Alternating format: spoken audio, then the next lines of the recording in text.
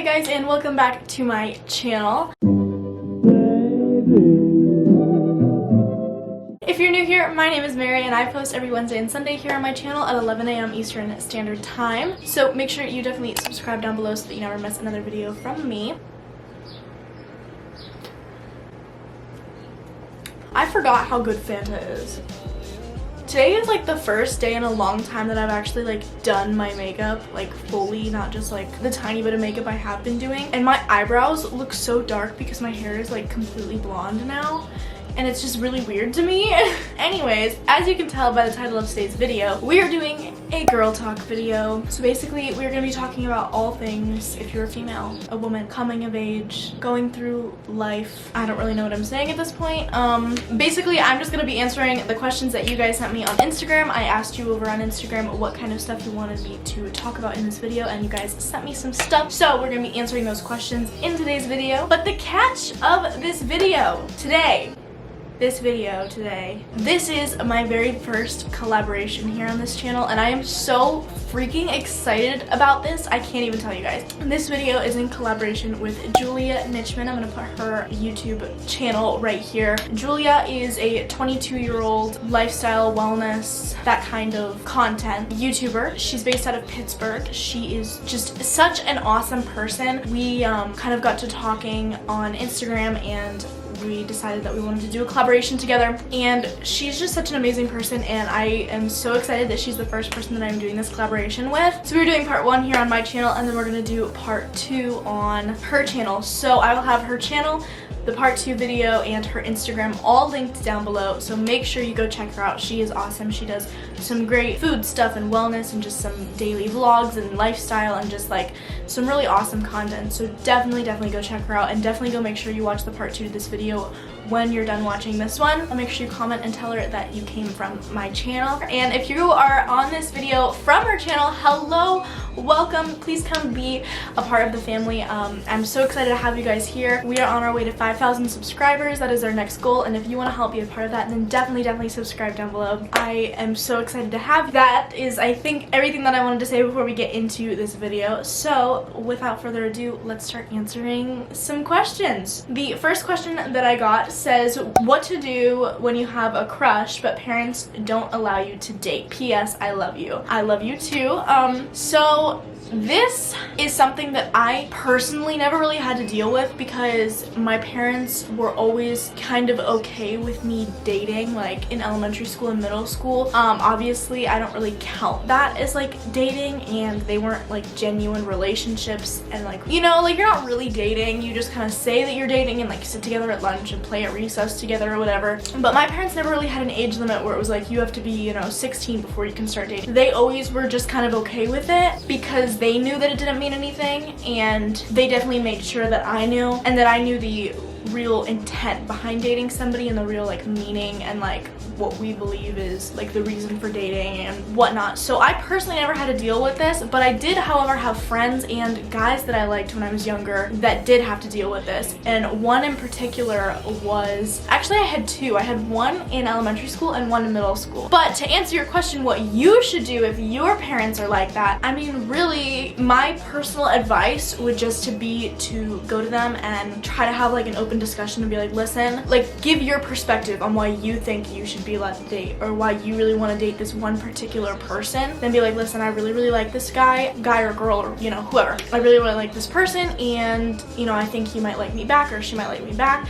and I would really like to see where that goes, and you know, if we could potentially have a relationship, would you be open to excuse me, would you be open to me dating this person potentially? And just kind of try to have a conversation with them and see if they'll change their mind. Maybe ask them why they want you to wait, try to figure out what their reasoning behind it is, you know? I mean, really it comes down to it's your parents' decision, and even if after you talk to them they're like, no, we're not letting you do it, it does suck, but you might just have to wait. But yeah, that's my advice to you. I'm sorry that you have to wait. I feel like I'm like really overexposed, but I can't tell. Am I too bright? The second question I got says, hey Mary, I love your videos, and can you talk about insecurities and self-esteem? Thank you so much for watching and engaging and also following me on Instagram. I really appreciate that. Insecurities and self-esteem. This is kind of a broad one. It is definitely something that every single human deals with, and if you say that you don't deal with it, like you're lying. Like that's just the bottom line, is that that's a lie. It's kind of difficult because, again, everybody deals with it, but at the same time, it also is something that makes you feel really alone in the way that you're feeling, and you feel like nobody else understands. It just kind of sucks. I feel like recently I've definitely dealt with more self-esteem issues than I have in the past, because that is something that I definitely used to be the person that was like, I really just don't care what you think about me. And to an extent, I still am like that. I will not change my personality or the way I act, or I won't change myself to appease somebody else or to make them like me. Like, if you don't like me, you don't like me, and I don't care. But to a certain extent, I still do care about what other people think about me, and sometimes I'll hold back on saying certain things or acting a certain way because I'm afraid that I'm gonna get a weird look or a mean comment or something like that. It really just comes down to, you have to realize that in the grand scheme of things, those little things don't mean anything, and if people are gonna act like that towards you, or gonna make weird looks or be mean to you because of the way that you are, that you just are, then they're not worth your time, and they're not worth caring about what they think. And especially in school, I know you guys probably hear this a lot, but after high school, it doesn't matter. None of it matters. You're gonna move on to bigger and better things, and those people are gonna move on, whether it's bigger and better things, I don't know, but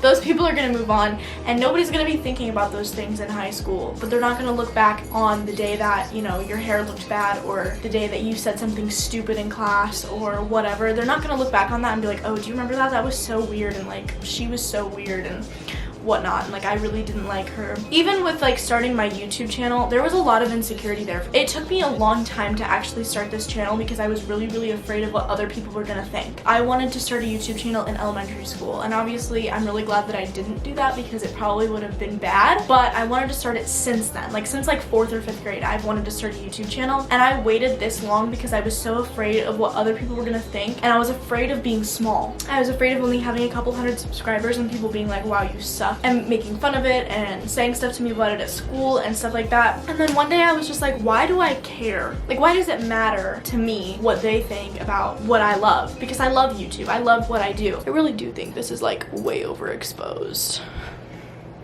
I feel like that is so much better. Okay, I'm so sorry if that was bothering you. And really, since I've started, I haven't really gotten any hate from it. Everybody's been kind of really supportive about it, and I'm really happy because that makes it a little bit easier. But at the same time, even if I wasn't getting the support I was getting, it's still something that I love to do, and it's still something that could potentially carry me places in the future. And it's like, you know, why do I care what they think? I know it's a lot easier said than done, but it's just kind of something where you have to be like, I love this, I love what I'm doing, I love, you know, this shirt, I love this hairstyle, I love this makeup, I love this, I love YouTube, I love this sport, I love this extracurricular, and just say, you know, why do I care what they think?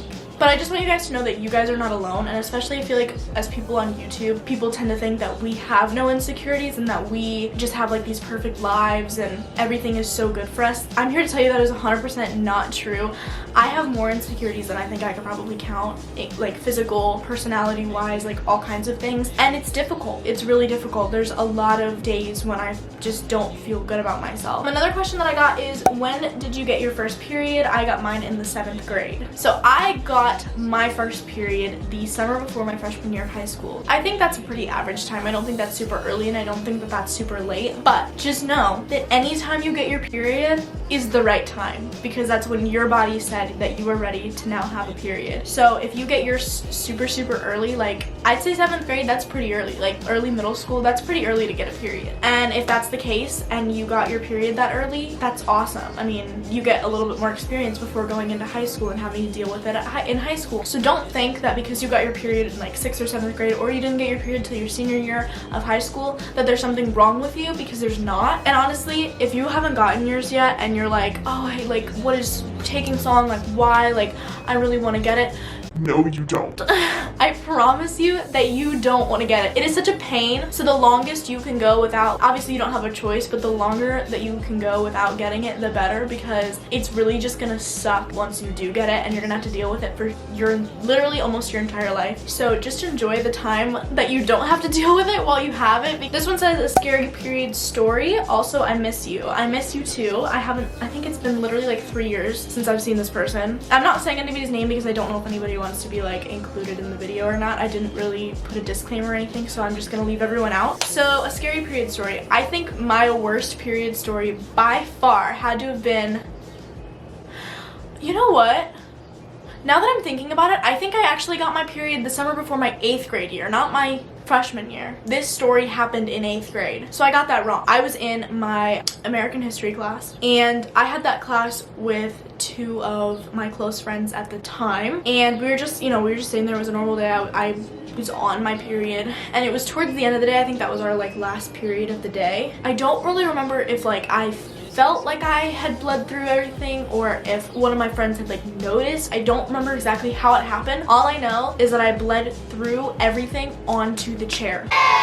Like there was blood on the seat. I was so lucky because at the time I had an extra pair of jeans in my locker, and I was so thankful that I had those there because I mean it was the last period of the day, but I still would have had to like walk around and like out of the building with blood on my pants, and it would have not been fun. My friends at the time, thank goodness that they were in there because they cleaned it up for me.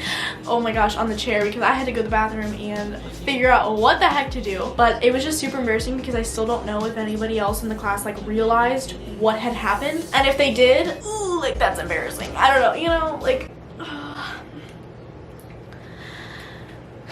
sorry if the angle switch there, my camera battery died, so I had to charge it for a little bit. Another one that I got is, what stereotypes have you had to overcome as a woman? This is kind of a difficult one for me to answer because I don't know that I personally have necessarily been stereotyped as a girl. There have been some situations that have been very frustrating to me that wouldn't have happened to me if I was a guy. For instance, this one time I was in the mall and I was getting ready to go into like one of the stores, and this guy came up to me and he was like, "Hey, do you have a boyfriend?" And I was like, "Yeah, I do." He was like, "Oh, I knew it." And then he goes, "Well, could I still have your snap anyway?" And I looked at him for a second and I was kind of like, what? And he was like, "You know, just for like streaks and stuff." And I was like, "I'd really rather not, because like I just told you I had a boyfriend. Why would I give you my Snapchat anyway? Like, what?" And he got all pissed off and he was like, "You're so lame, like, oh my god." Like, oh, so dramatic. And I was like, and y'all say we're the dramatic ones, like, what? And then I saw him later again and he was chasing after some like group of girls and asking them for their Snapchats too.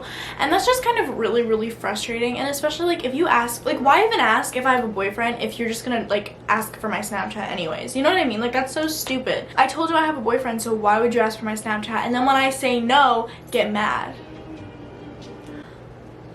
What? And like, I've had stuff like that happen to me a lot. Another time that something happened to me that just made me really uncomfortable was I was literally going to my car from my home, like in my own driveway, and my car was parked in front of my house because we don't really have enough room in the driveway for all 3 of our cars. I was walking down my driveway and I was on the phone with Vinny, my boyfriend, and this guy, like probably around like 60 years old, was on a motorcycle and he was coming down the street like facing me. So like, I was walking down my driveway this way and he was coming down the street this way, and he stopped at the stop sign and he just sat there and stared at me. Like, he did not go, and he was just watching me walk to my car, and it made me so uncomfortable, and I knew something was about to happen because he didn't move. And so then once I got to my car door, he pulled up like next to me and he kind of like slowed down.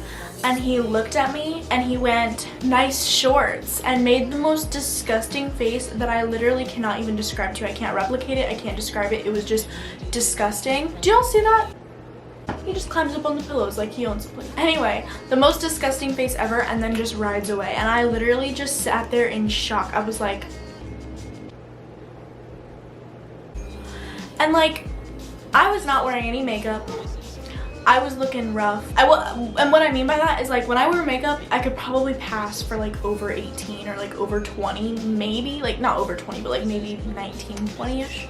I've passed for that before. Not right now. I look really bad right now. But like, normally, I did not look that. I definitely looked probably younger than I am. I probably looked like 14, 15, which just makes the situation even worse. He was disgusting. He was a creep and he was disgusting, and those kinds of situations make me so uncomfortable. I'm so scared to go out alone at night, and I hate even just driving home by myself at night, like in my car, because I'm afraid that somebody's gonna have seen that it was me by myself getting into my car and like follow me home or something like that.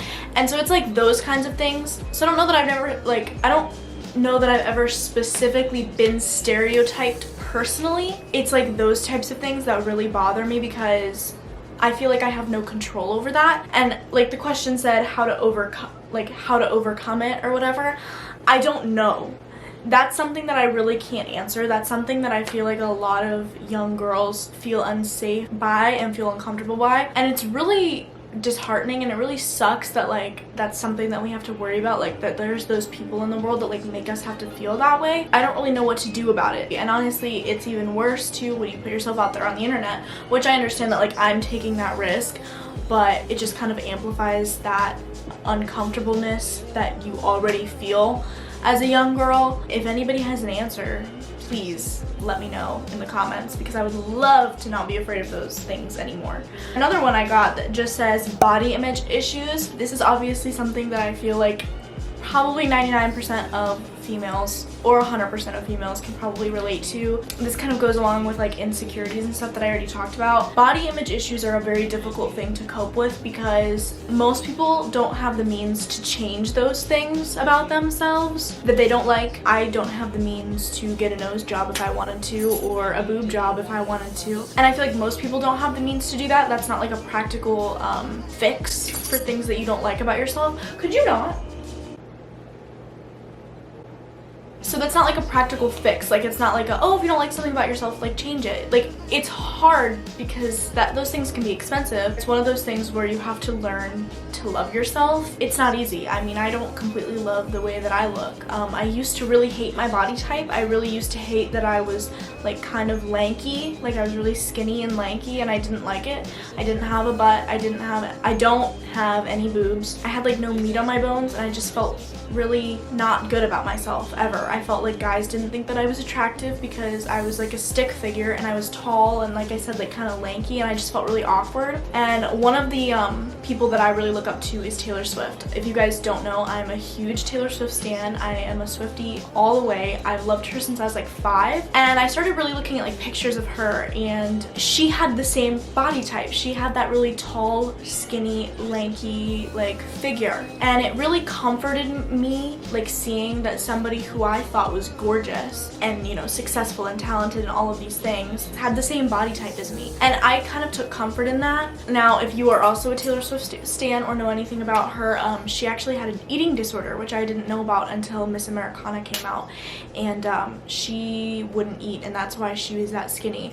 I did not have an eating disorder. I just was younger. I had a really high metabolism, and the weight never set in, you know what I mean? But in the past year or two, the weight has started to come on a little bit, which really makes me feel better. But now I'm kind of at that point where I feel like I'm gaining too much weight and my stomach isn't as flat as it used to be, and I'm caught in that area where I have a nicer butt, but I'm also putting on the weight in my stomach area, and I still have really small boobs, and my thighs are getting bigger. It's a really, really tough thing because no matter what, I feel like you're never really going to be happy completely with your body. There's always going to be something that you dislike about yourself. Again, I wish I had a distinct answer. You have to do what is best for your body. You have to make the effort to put the things that are good for you in your body. A big thing about body image too that I feel like a lot of us forget about is you kind of have to remember that everything that you see online of people isn't real. Even the people who don't heavily edit themselves in like Facetune and stuff, they're still putting their best self forward. They still took a million photos to get that one where their body looked just right. So you can't compare the best versions of people that they're putting out on the internet to yourself on an everyday basis, because they don't look like that on an everyday basis, and I can promise you that, especially the girls that have had work done and that have heavily edited their bodies. Those things aren't real, and you can't expect your unedited, undone body to look like them. And I think that is all of the questions that I'm going to answer today. So if you want to maybe get some more responses to some more questions that you might have, definitely go check out Julia's video because she's going to be answering some more questions over there. I'll have that link down in the description, and also make sure you subscribe to her channel because she's awesome and you guys are going to love her. You're going to love her, and check her out on Instagram. Thank thank you guys for being here. I hope that you got something from this video. I know that sometimes even me just telling you guys these things kind of reminds me of them and makes me feel a little bit better. So yeah, so I hope that you guys enjoyed. And if you did, make sure to give this video a big thumbs up. It definitely does help me out since I am a smaller YouTuber. And also subscribe down below and join the family. And again, if you are here from Julia's video, hello.